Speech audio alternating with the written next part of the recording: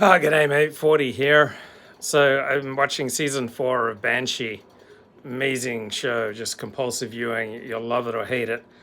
Anyway, notice in TV shows or movies, whenever you get a shot of someone walking, right? They're walking out the door to their car, they're walking from their car to the door, they're walking around the corner, that about 90% of the time they run into someone unexpectedly, right? You don't see a lot of tracking shots in movies and TV shows where a person walks out the door, down the street to their car, gets in their car, and then drives away without incident, right? When nothing happens, there's no drama. So just thinking about this fact of TVs and movies, it's just very much like ourselves. Like I was talking to Holly earlier, like, is there any reason for, well, this self-examination isn't best to just get on with life? And I think, yeah, that works if your life is working, right? If you're not suffering, unnecessary physical pain and aggravation, if you have love in your life, if you're not engaging in any repetitive compulsive behaviors that you don't want to engage in, then look, your life's working and there's probably no need for extra self-reflection. But if you don't have love in your life, if your life is not progressing as you would like, if you have all sorts of physical maladies, if you find yourself compulsively engaging in behavior that you'd rather not engage in, then it seems like you're a character in a TV show or a movie where every time you walk down a hallway and you turn the corner, you run into something unexpected. But when you haven't come to terms with yourself, where you haven't achieved congruence between what you're saying, what you're thinking, and what's being conveyed by your body language or your emotional state, it'll be just like a character in a TV show or a movie where you're just constantly running into the unexpected.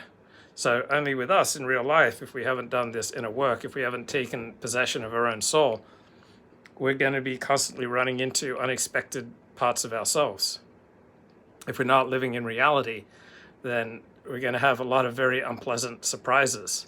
So just as in this Banshee TV show, the sheriff, he gets in the car and then suddenly unexpectedly finds the former sheriff in the back. Well, that happens to us. We get into the car, but as we get into the car and we turn on the radio and we hear a particular song, we'll get triggered, we'll get flooded by emotions from some unresolved issue in the past. Or we turn the corner at work, we run into someone with whom we have really negative feelings, but we're just trying to keep those feelings suppressed. But in the surprise of running into someone unexpectedly, our true feelings reveal themselves. So there's no doubt between you and the other person what your true emotional state is with regard to that person. And so if we haven't taken possession of our own soul, we're going to be just constantly bombarded by unexpected parts of ourselves, just like characters in a TV show or in a movie, right? You don't see anyone walking down the street and getting into their car in a movie without any event. There always has to be drama and tension, which is great when you're watching a TV show or a movie, but it sucks in real life. You don't want to have to, every time you walk down the street, so to speak, or you turn the corner at work, or you put on the radio, or you're watching TV, or you're engaging in business, or you're at church, or you're at synagogue, and then like unexpected parts of yourselves, unresolved parts of yourself, start smashing yourself in the face. I think I face myself in prayer. I pretty much literally sob every morning to God in repentance. I can't afford psychotherapy, but yeah, prayer.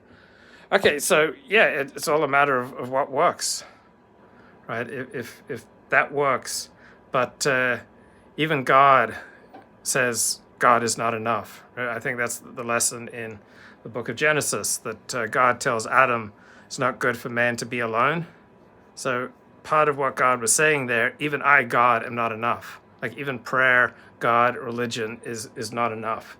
That's not always going to be sufficient to take ownership of your soul. So if your experience of life is that you're constantly bumping into unexpected parts of yourself, you're being constantly unpleasantly surprised by who you are, if you're frequently getting triggered by other people, by life, if you find yourself compulsively engaging in behaviors, thought patterns that you didn't expect of yourself and that you're unable to stop, if you're suffering all these physical ailments such as back pain, headaches, indigestion, etc., for which there's no objective cause, then perhaps there's time for introspection. Fasting, prayer, and alms help to heal.